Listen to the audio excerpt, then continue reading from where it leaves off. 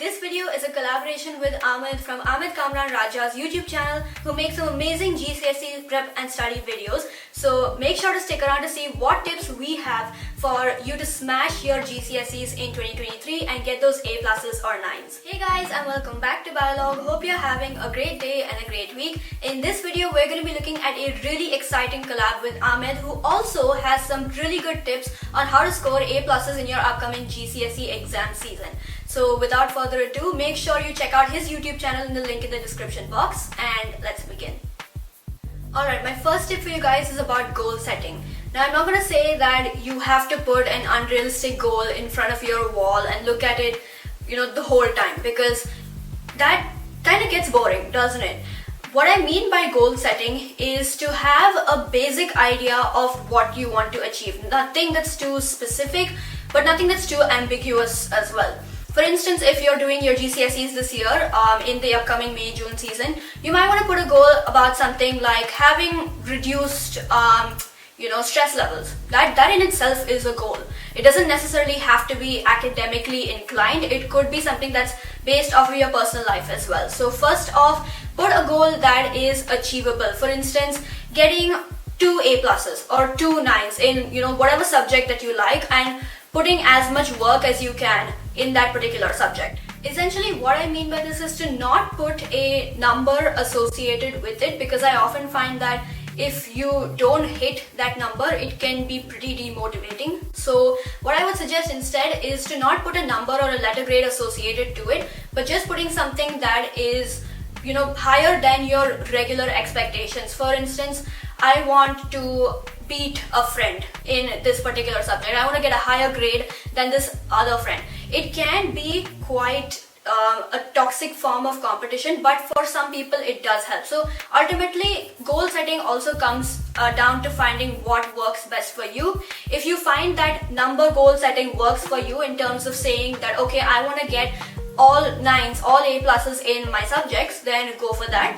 Or if you want to set a goal that is more personalized on something like reducing stress levels, going out for a walk every day, put goals that you think are achievable for your own personal circumstance. So my second tip is pretty basic, and it's basically talking about getting to studying, lack of procrastination, and finding your motivation. What exactly motivates you? That's what I want you guys to figure out first. It could be something as simple as having a sticky note on the top of your desk saying no regrets, do your best. Something like that. Just find something basic that is constant and that you can turn to when you feel like you don't want to be productive and you don't want to put in the work. Because I can assure you that if you have something constant that is a constant reminder for your brain to look at essentially every day, it's going to be a lot easier for you to push through work that you don't feel like doing. Linking to motivation, there's another point that I want to make, and it's about focusing on your own set of tasks and not focusing on what other people are doing. It's very easy to fall into the trap where you find out that, okay, your friend is doing 2 more chapters of a particular subject a day. That's like, essentially more work than what you're doing, and then you feel this need to catch up with them, and that is essentially what motivates you. But I find that this is a rather toxic pattern for some people to get into, and often it just leaves you burned out. It doesn't last for a long time. The motivation kind of dips, and then it might spike again. So it's a very unpredictable pattern to fall into, and that is exactly why I suggest having something small that will motivate you. It doesn't have to be something crazy like, having a sign that says I want all A stars in IGCSEs, because that is something that is associated with numbers, and I find that causes motivation to spike and dip very quickly. So for me, for instance, what I find is something that's interesting, or something that gives me excitement on day-to-day basis is having a journal, having a planner that I can decorate and look back on and use to plan the next day. It can be as simple as that. Now this leads me on to my third point, which is finding your own study technique. Now obviously the students who get the best grades are the ones who have figured out what works for them personally, and also what exactly the examiners want. I know that with higher level education, like with GCSEs, with VCE, there's a lot of competition between peers as to studying as a whole, right? And you tend to focus a lot on study techniques by listening to what other people are telling you as being effective study techniques. But ultimately, I think you should figure out what study technique works for you, because it really is different for everyone. It's not the same for everyone. So ensure that you try out different study techniques and don't fall into that imposter syndrome type of thing where you just follow what other people are telling you. So how exactly do you figure out the study technique that works for you? Try them out. Try out different study techniques like flashcards, mind maps, revision posters, Word documents, definition lists. There are so many of them out there that you can do, and ensure that you have a specific technique for each subject. The way you study each subject should be different from the way you study another subject. Essentially, make sure that you know exactly what you're doing. Don't do things mindlessly, especially when it comes to GCSE prep. It's always nice to have a plan of how exactly you want to go into that subject, so that you know and are confident in your abilities when it comes to study. For instance, for certain subjects like psychology, you can always do multiple study techniques at once. You could do mind maps, posters, definition lists. All of them apply to subjects that are content heavy like psych and biology and history, for instance. But when it comes to other subjects that are more application based like physics and math, there's really only one study technique that can go about, right? Which is practice. So essentially find out what exactly you want to do with each subject and how much you want to go with in terms of your study techniques. Have specific goals as to what you want to achieve in each subject as well. And this leads on to my fourth point, which is ensuring that you don't do everything that your teachers tell you. Now, this may come off a little bit weird, but when they talk about study techniques, a lot of teachers will tell you that the best note-taking technique out there is Cornell notes. But ultimately, if Cornell notes don't work for you, then it's not the best study technique for you. If you like doing, for instance, just drawing diagrams as your notes, or if you don't like taking notes, there are so many students who, in fact, don't take notes and do extremely well. So find out what exactly you want to do, especially when it comes to note-taking, to memorizing, and learning the content. This leads me on to my next point, which is ensuring that you have your event calendar separate from your planner. An event calendar is essentially things that track your exam dates, events at your school, the things that you want to attend, which is a one-time thing. Alright, those things should be kept separate from your daily planner.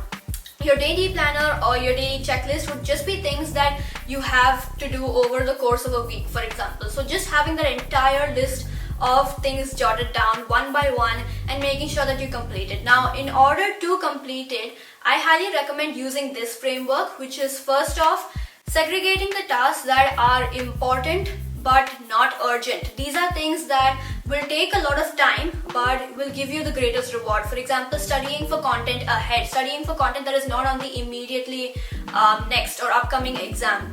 Essentially doing things beforehand so that when you get to the middle of the year, you can spend your time on more important things like practice questions, application of the content, and getting feedback from your teacher. The next one is to segregate it into important and urgent tasks. So this is things like exams or SACs that are coming up, which you have to prepare for, deadlines that you have to meet, things like that. So essentially things that have a very strict timeline that you need to follow and finish off in order to get the grade or in order to make sure that you pass an assignment, etc. Next, we move on to non-important but urgent. So these are things that are things that don't really have a deadline, but they are urgent. So they're things that you want to do on your own timeline, but they don't necessarily have a fixed deadline that has been assigned by a third party, for instance. And the next one, which is the last category, is your non-important, non-urgent. So these are things like, very small tasks that you've always kind of wanted to do, but never really, found that you had to prioritize it. So these are things like your holiday homework, for example, or, finishing a homework booklet. Essentially, homework is not something that will give you extreme level of benefit, because it is a one-time task after all. It's not like you're going to be doing spaced repetition of homework. And I find that it's often something that has just been assigned to ensure that you complete the basic level of work, but it does not give you a higher, deeper level of understanding of the content. So that is something that you can put in the non-important but non-urgent task section. Alright, moving on to my final tip, which is using your teachers wisely.